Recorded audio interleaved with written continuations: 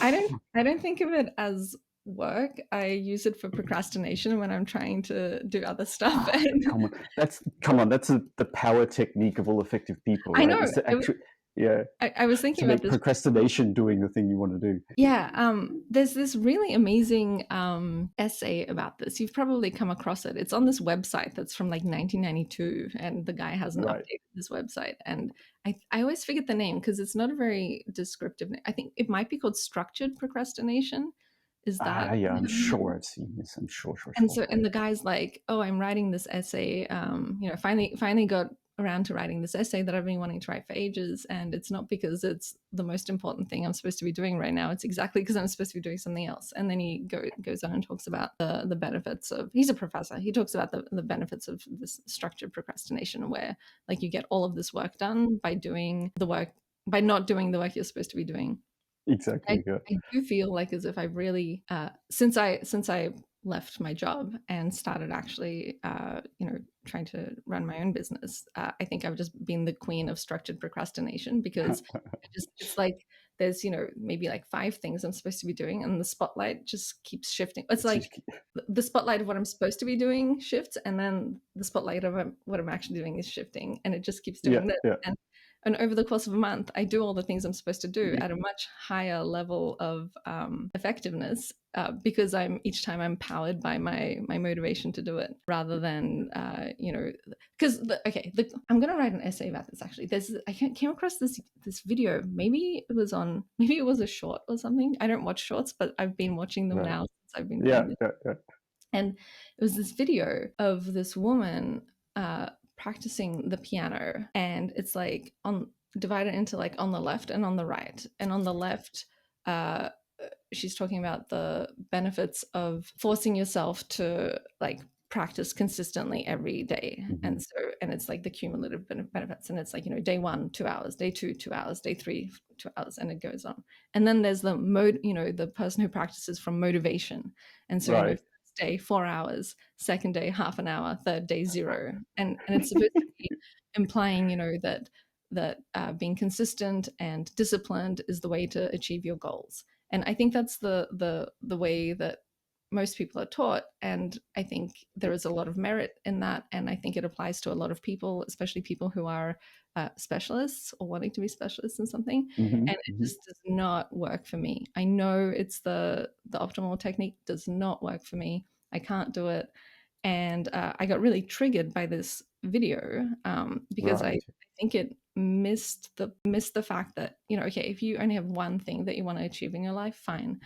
But in my case, like I was saying, if there's those 5 things and I just keep shifting where the spotlight is, I put those 4 hours in to each of Mm-hmm. those Mm-hmm. things whenever I'm motivated. And I feel like over the course of a long amount of time, I actually am putting in more effort than I would if I was just disciplined and forced Right. myself to work on the thing I'm supposed to be working on right now.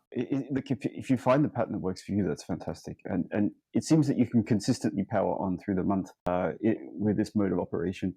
So this certainly brings up something close to my heart.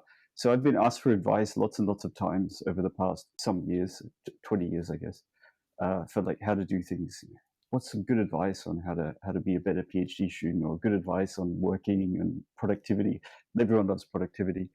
And it used to be, and now I'm sort of ashamed that I thought there was this one true way Mm-hmm. to be productive, and it's kind of like this you got to do a little bit every day thing. And I did it for a couple of years. I managed to force, and here's the operative word, force Mm-hmm. myself to do at least 20 minutes a day of a thing. I don't know what the thing was. Sometimes Yeah, writing a paper for about 6 months or yeah. whatever, and sure, I got that thing done, and I got Mm-hmm. that thing done really well.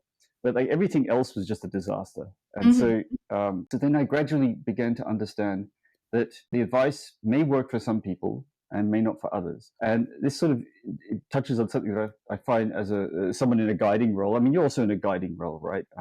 In a mentoring role. It only dawned on me recently that you got to structure your advice to the person you're talking to, right? So recently I got asked, someone visited us and asked, do you have any advice for me? I was like, it was a PhD student at another university.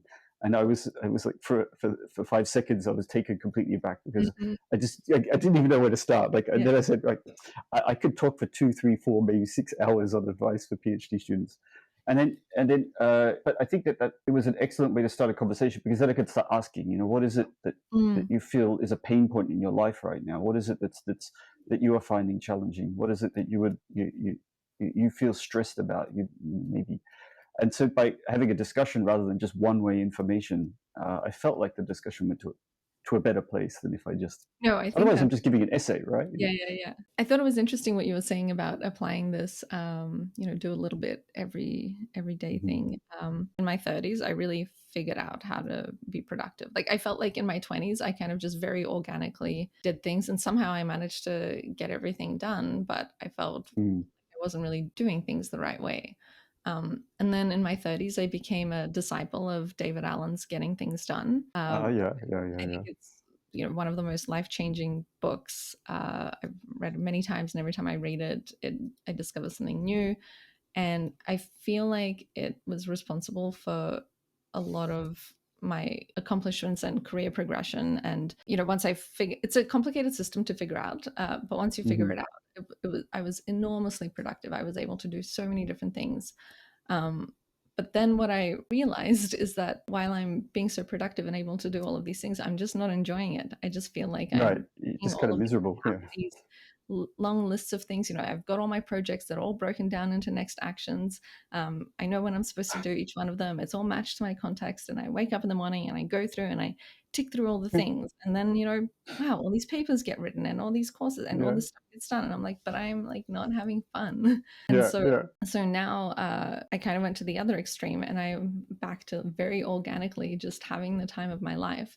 And it's been a year, and I've kind of I'm getting to the point where I'm like, okay, I've gotten that out of my system, and now I need to figure out how to balance those, how to enjoy what I'm doing and be productive at the same time. Right. Yeah. And kind of this, maybe what we were just saying, this structured procrastination is part of that, but I It's still don't feel like it's quite a framework. What I want is a productivity framework for generalists, and I feel like right. I haven't come across that yet. Although I was at an event last week, talking to this woman that I just met and telling her the same thing, and she's like, "Do you have ADHD?"